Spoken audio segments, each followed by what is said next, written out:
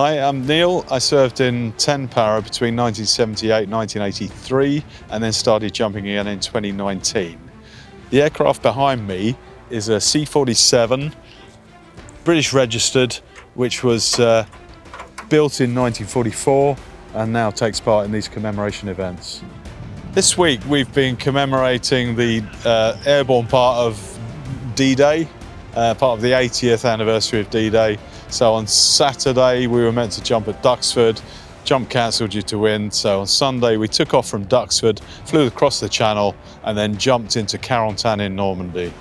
The thing that struck me was when we left England, we flew across the White Cliffs, and I thought about the guys who left England in 1944, and for some of them, a lot of them, that was their last view of their home country as they went into war in Normandy. They must have been scared witless, and they were going across at night, loaded with heavy equipment. As they crossed the French coast, the flak would have been coming up at them from the ground, and they were jumping. Often they were not dropped in the area they were supposed to be dropped in, and they were landing sometimes on their own or in very small groups. It must have been a frightening experience.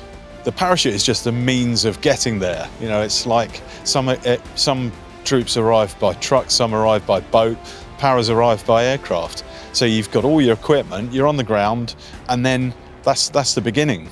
So you get everything on your back, get your weapon, and meet up with your troop mates, and off you go. I was the number one out of the door of the aircraft called That's All Brother, and in 1944 that was the lead aircraft of the 101st American Airborne Division. So running into Carentan, could see the drop zone.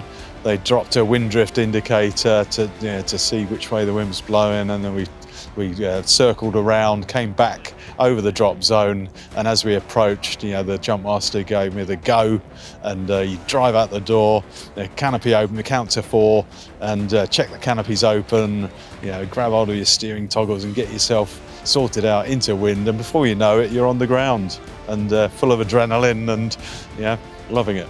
Well, I love jumping out of aircraft, and it was a long time since I'd jumped that I got back into it in 2019.